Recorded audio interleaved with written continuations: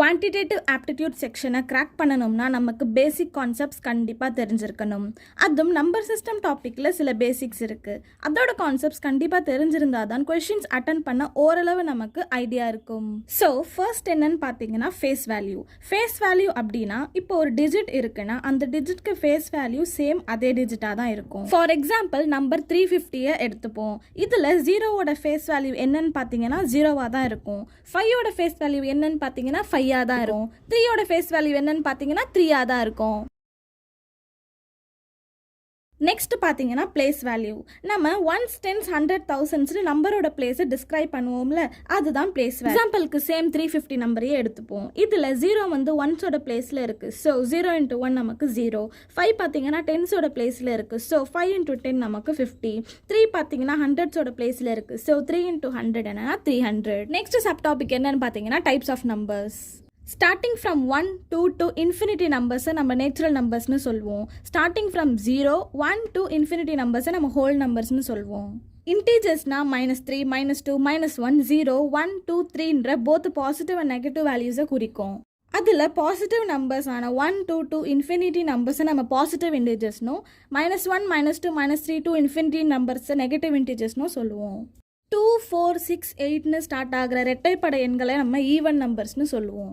அதே போல் 1 3 5 7 9ன்னு ஸ்டார்ட் ஆகிற ஒற்றைப்படை எண்களை நம்ம ஆட் நம்பர்ஸ்னு சொல்கிறோம். ப்ரைம் நம்பர்ஸ்னால் ரொம்ப சிம்பிள். இப்போ ஒரு நம்பர் இருக்குன்னா அது 1ஆலையும் அதே நம்பராலையும் டிவைட் ஆகிறது தான் நம்ம ப்ரைம் நம்பர்ஸ்னு சொல்கிறோம். 1 to 50க்குள்ளே இருக்கிற ப்ரைம் நம்பர்ஸை நான் இங்கே கொடுத்துருக்கேன். டோட்டலாக எவ்வளோ இருக்குன்னு பார்த்தீங்கன்னா 15 ப்ரைம் நம்பர்ஸ்.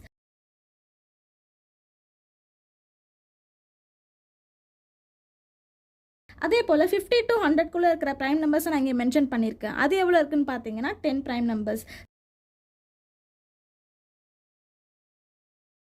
ஸோ டோட்டலாக 1 to 100க்குள்ளே நமக்கு 25 ப்ரைம் நம்பர்ஸ் இருக்குது. இது பேசிக்காக தெரிஞ்சிருக்கணும்.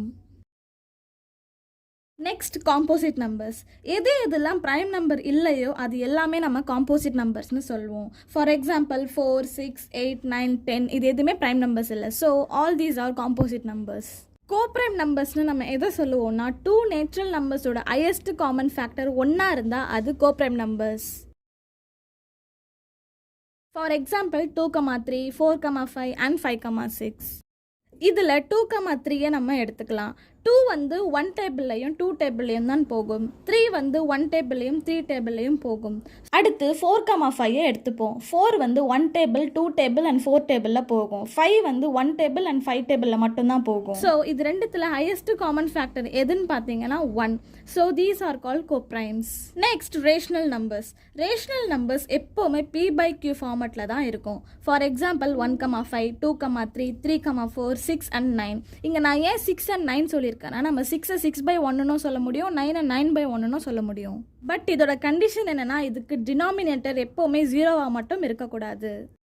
அதே இர்ரேஷனல் நம்பர்ஸ் ஜஸ்ட் ஒரு ஆப்போசிட். இந்த இர்ரேஷனல் நம்பர்ஸ் நம்ம P/Q ஃபார்மேட்டில் எக்ஸ்பிரஸ் பண்ணவே முடியாது. இது எல்லாமே ஜஸ்ட் ஒரு வேல்யூஸாக இருக்குமே தவிர P/Q ஃபார்மேட்க்கு கொண்டு வரவே முடியாது. எக்ஸாம்பிள் √7 √1.6 பைங்கிற 3.14ன்ற வேல்யூ முதற்கொண்டு நம்ம எதையுமே இதை P/Q ஃபார்மேட்டில் எழுதவே முடியாது.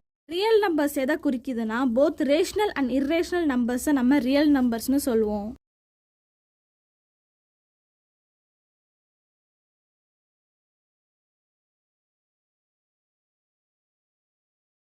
அடுத்து காம்ப்ளெக்ஸ் நம்பர்ஸ். இந்த நம்பர்ஸ் A + I × B ஃபார்மில் தான் இருக்கும். இதில் ஏவும் பியும் ரியல் நம்பர்ஸாக இருக்கும். I வந்து நம்ம இமேஜினரி நம்பர்னு சொல்கிறோம். இந்த ஐயோட வேல்யூ என்னன்னு பார்த்தீங்கன்னா √(-1). For example 2 + 3i.